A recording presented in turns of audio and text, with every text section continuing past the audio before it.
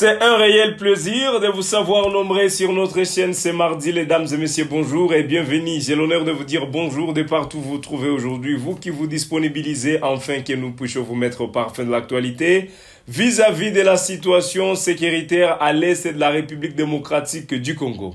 Gueule Afrique Télévision, la chaîne panafricaine au cœur des investigations, vous livre encore aujourd'hui cette nouvelle émission sur la situation sécuritaire à l'est ou dans la province du Nord Kivu. Les forces armées de la République démocratique du Congo se sont renforcées à 27 km de Goma. Là, nous parlons de la cité de Sake. Dernier verrou sécuritaire où on en parle aujourd'hui, protégé encore par les forces armées de la République démocratique du Congo, les Wazalendo, la SADC et plusieurs autres forces conjointes qui sont venues pour aider les FARDC à protéger aussi Goma. On en parle également aujourd'hui des rapprochements des rebelles du M23 près de la même cité de Sake. Donc les FARDC se sont renforcés. Également les M23 sont en train de se rapprocher pour prendre la cité de Sake. Alors pour en parler aujourd'hui, décrypter ensemble, j'ai l'honneur de recevoir sur ce plateau M. Moïse Hangi, un jeune de Goma, un acteur de la société civile et également c'est Mouzalendo. Monsieur Moïse, bonjour et bienvenue sur notre chaîne encore aujourd'hui. Merci David, merci à Gueule Afrique Télévision pour cette opportunité. Je suis Hangi Moïse, Mouzalendo, on m'appelle aussi les philosophes. Alors, je suis honoré en tout cas d'être là avec vous. Je pense que nous allons ensemble décortiquer bien évidemment des préoccupations d'ordre sécuritaire et je suis donc à votre disposition pour vous fournir des éléments de réponse dans la mesure du possible. Merci beaucoup également à nos téléspectateurs, internautes qui sont déjà scotchés, très nombreux sur l'ensemble du territoire national. Vous êtes à Kinshasa, très chers compatriotes, bonjour, rebonjour. Merci aussi à vous qui êtes en Europe. Vous êtes à Kisangani, à Lubumbashi, pourquoi pas. Au niveau des Bukavu, dans les sites Kivu, infiniment merci pour votre attention apportée sur Gueule Afrique Télévision. Voilà, mesdames et messieurs, comme je l'ai dit au départ de cette émission, la situation sécuritaire nous intéresse encore aujourd'hui. On en parle de rapprochement des rebelles du M23 près de Sake, des renforcements des forces armées de la République démocratique du Congo dans la cité stratégique de Sake. Donner verrou sécuritaire, comme je l'ai annoncé au départ de cette émission, pour arriver dans la ville de Goma. On lit ensemble. Toutes les troupes des forces armées de la République démocratique du Congo déployées autour de Sake sont en alerte maximale du fait d'un renforcement des positions des rebelles du M23 dans cette zone, rapportent des sources militaires. Ce lundi, la cité de Sake, dans le territoire de Massissi, s'est réveillée dans un calme précaire après des échanges de tirs la veille entre l'armée congolaise et les rebelles du M23. Des sources civiles et militaires indiquent que les rebelles du M23 ont tiré plusieurs balles en direction de Sake depuis 3 positions qu'ils occupent sur des montagnes surplombant la cité dans la province du Nord Kivu, c'est-à-dire dans la cité de Sake. C'était d'abord entre 12h et 13h et puis encore entre 17h et 18h. C'est à quoi l'armée congolaise a répondu depuis Sake et Mubambiro. Aucun dégât civil signalé n'a été déploré, c'est-à-dire aucun dégât majeur ou mort d'homme, blessure n'a été signalé à l'issue de ces échanges de tirs qui ont été signalés. Les rebelles du M23 s'approchent de la cité stratégique de Sake à 27 km de Goma. Les forces armées de la République démocratique du Congo également se sont renforcées pour barricader la route contre les rebelles du M23 qui tenteraient d'avancer jusqu'à Sake et au-delà même voir la ville touristique de Goma qui n'est pas encore tombée entre les mains des rebelles du M23 jusqu'à cette heure. Monsieur Moïse, que pensez-vous en tant qu'acteur de la société civile de voir aujourd'hui que les rebelles du M23 continuent à ambitionner à prendre la ville touristique de Goma et la cité stratégique de Sake, parce que déjà nos sources signalent qu'ils sont en train de se renforcer et avancer vers Sake, bien que Sake ne pas encore tombé entre leurs mains. Merci beaucoup. Alors, je dois dire ici que j'ai été personnellement émerveillé de voir que l'armée désormais est engagée à accompagner les jeunes au niveau de ça que pour pouvoir en découdre une fois pour toutes avec la rébellion du M23. Ces renforcements qui intervient, je vais dire à la dernière minute, nous donne un ouf de soulagement. Nous aimerions voir bien évidemment l'armée relancer désormais les offensives assez intenses contre les positions des rebelles et voir comment est-ce que nous pouvons les déloger dans les agglomérations qu'ils occupent. Important à préciser, jusqu'à présent, la cité de Sake reste sous le contrôle des VDP. L'armée aussi s'y déploie. Il y a également les militaires de la Samir, donc la SADC, qui sont sur place. Les instructeurs également. Donc, c'est important que l'opinion les sache. Le Ouazalendo, ou du moins les VDP, les résistants patriotes sont toujours aussi sur place. Les rebelles ont tenté de larguer des obus à Sake. Heureusement, il n'y a pas eu de dégâts humains tels que vous l'aviez mentionné. La cité déjà, je vais dire, aujourd'hui, sous contrôle. C'était toujours sous contrôle des VDP, mais c'est plutôt les habitants ne sont plus là. C'est inhabité alors. C'est vraiment pas trop habité, mais il y a quand même quelques compatriotes là-bas. Nous osons croire que l'armée va devoir relancer les offensives et faire en sorte que, par exemple, on aille jusqu'au fin fond du territoire de Massissi, récupérer la cité minière de Rubaya et permettre, bien évidemment, à nos compatriotes déplacés de guerre de regagner leurs villages respectifs. Donc, ouf de soulagement voilà pour ces nouveaux sursauts entrepris par les FARDC. Ça vous soulage aujourd'hui de voir les forces armées de la République démocratique du Congo continuer à se renforcer pour prendre et là à barricader la route contre les rebelles du M23 qui tenteraient d'entrer dans la cité de Saki ou au-delà de ça dans la ville de Goma. Monsieur Moïse, aujourd'hui, vous êtes un acteur de la société civile. Est-ce que vous craignez toujours que les rebelles du M23 entrent à Saki ou à Goma? Vous l'avez sûrement déclaré un jour ici que les rebelles du M23 n'entreront jamais ni à Sake ni à Goma. Est-ce que c'est le même mot que vous pouvez encore réitérer aujourd'hui? Ou bien aujourd'hui, vous aviez déjà des inquiétudes face à cela?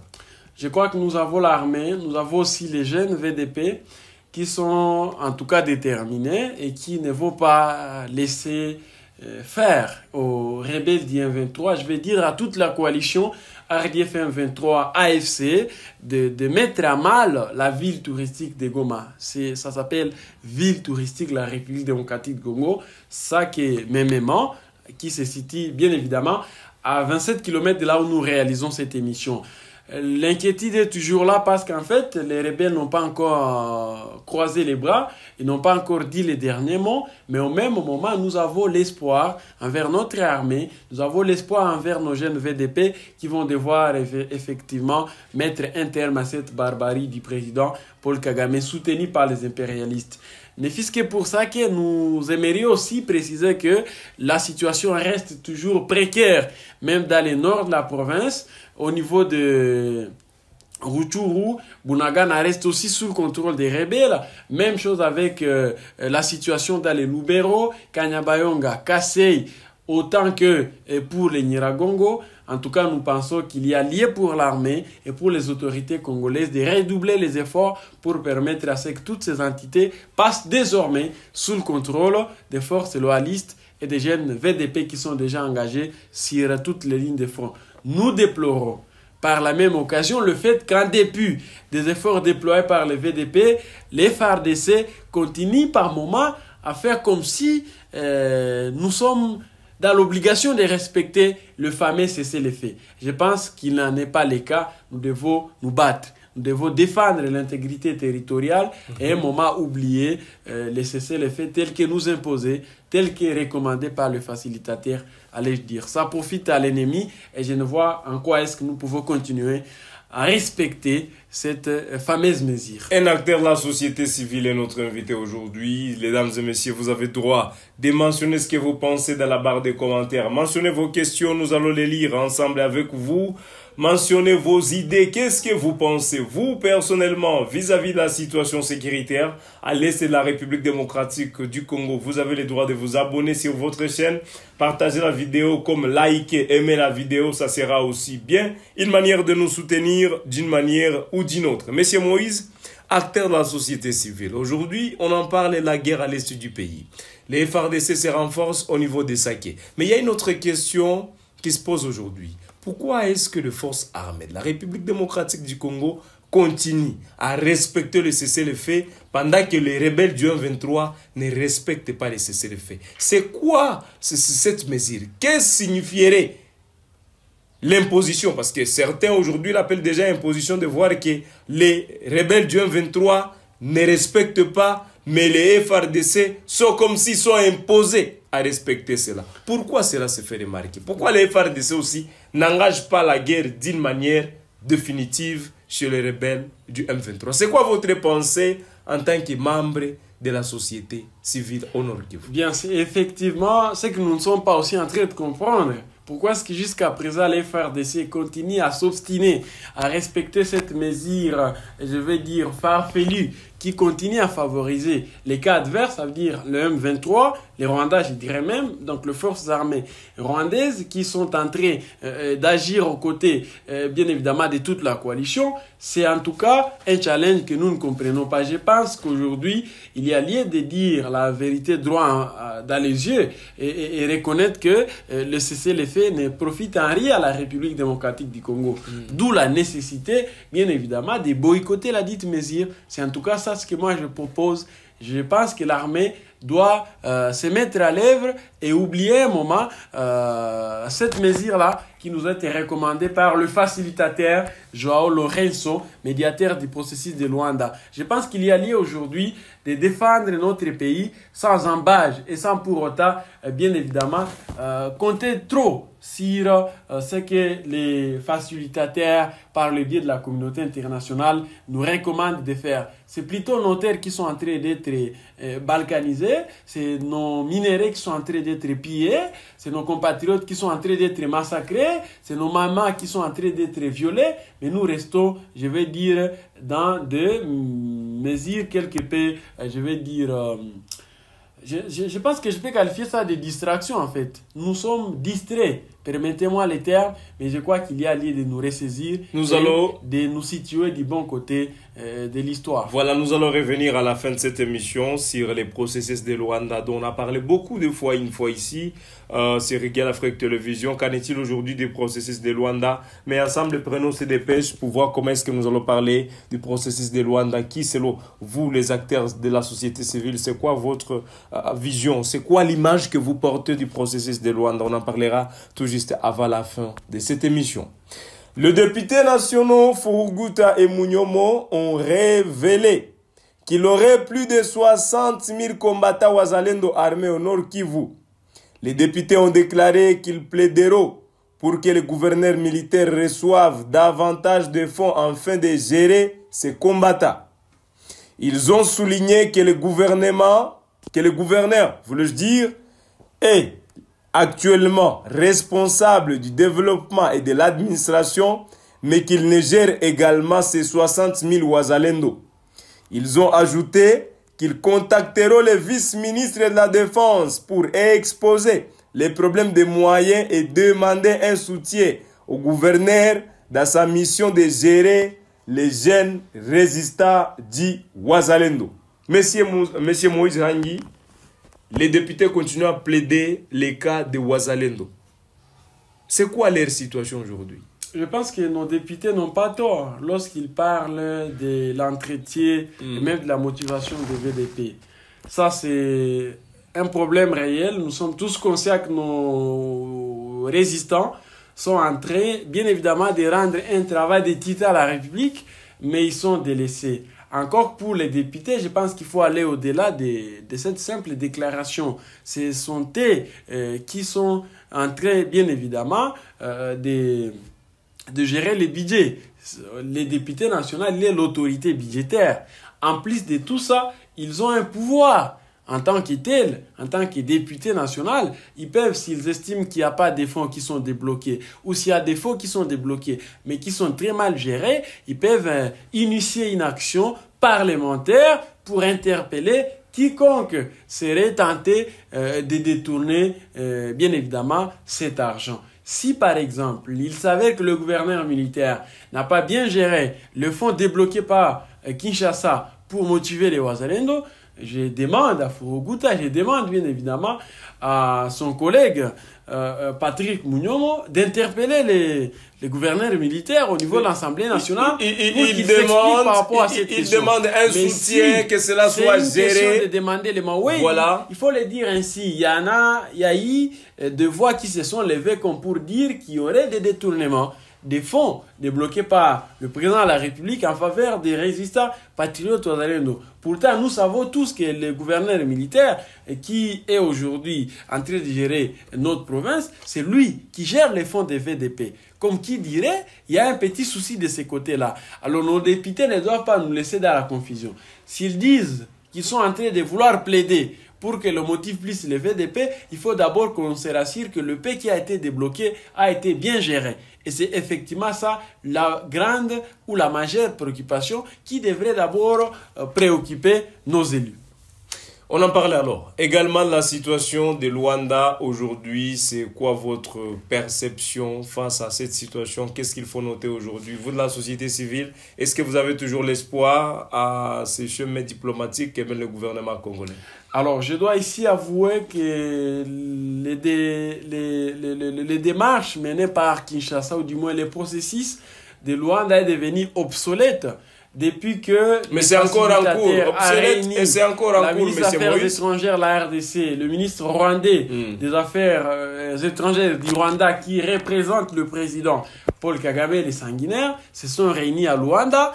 Et consécutivement, même à Goma, il est venu au point où il a été chaleureusement accueilli, ce qui m'a révolté personnellement. J'avais vraiment très mal digéré cette façon pour les autorités congolaises de recevoir les représentants de l'agresseur à Goma. Mais je réalise quand même qu'il y a en fait une certaine fragilité de ce processus. Je parle ici de ce que moi je qualifie d'obsolète. C'est vraiment un processus obsolète. Je crois qu'il y a lieu de les rebooster ou du moins de les réévaluer pour bien évidemment répartir sur les nouvelles bases. À ce stade, les processus de Luanda, en tout cas, je vais dire, ne nous aide à rien, ne nous aide vraiment pas comme il se doit, justement parce que d'abord, c'est à travers ces processus que le facilitateur a demandé aux parties prenantes, aux hostilités, de respecter le cessez-le-feu. Le Rwanda n'a pas voulu respecter son engagement.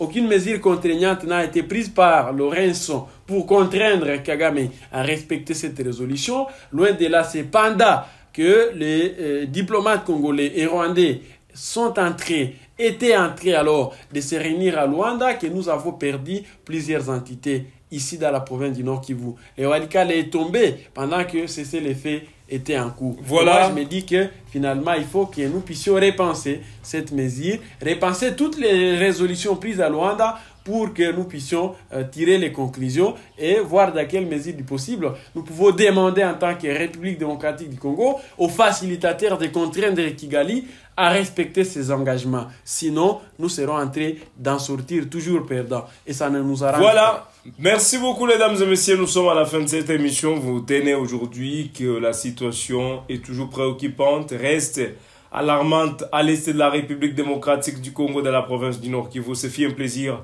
de vous servir aujourd'hui, de vous mettre au parfum de l'actualité. Comprenez que les rebelles du 23 continuent à menacer d'entrer dans la cité stratégique de Sake, à 27 km de Goma. Mais les forces armées de la République démocratique du Congo se renforcent également pour voir comment est-ce qu'ils vont empêcher ces mécanismes, ces manœuvres aux rebelles du M23. Nous vous disons merci, nous sommes à la fin, Monsieur Moïse. Merci d'avoir accepté notre invitation. Ce fut un plaisir. C'était plutôt le nôtre d'avoir été convié à ces grands débats, à cette grande émission. Je ne peux que vous remercier pour, en tout cas, avoir pensé à ma modeste personne. Merci également à ceux qui nous ont suivis du début à la fin. La matière, elle est vraiment abondante. Il y a beaucoup à dire. Je pense que nos téléspectateurs pourront aussi apporter leur part de réflexion dans la barre des commentaires et dans la mesure du possible nous joindre ou du moins nous contacter pour avoir plus d'informations. Nous restons joignables au plus de 143 99 25 42 946. Retenez juste tel que David l'a dit que la cité de Sake n'est pas encore tombée sous l'emprise des rebelles du M23. Il y a les VDP qui sont sur place. Il y a aussi l'armée qui renforce ses effectifs. Voilà. Nous osons croire que les militaires aussi de la SAMIRD vont mettre la main dans la pâte pour que l'on poursuive l'ennemi jusqu'au fin fond de Massissi, au point de récupérer Rubaya. Nous entendons aussi de l'armée la récupération de Bunagana dans les territoires. Merci beaucoup, nous sommes à la fin. Plusieurs autres entités dans les Lubero, parce qu'en fait aujourd'hui, l'ennemi nous tient mal à l'aise et nous osons croire que c'est à travers l'armée, à travers nos VDP que nous allons devoir recouvrer l'entièreté du territoire national. Voilà, nous sommes à la fin. Je vous dis merci les dames et messieurs, je vous souhaite une bonne journée et on s'est fixé un nouveau rendez-vous à la prochaine pour d'autres actualités.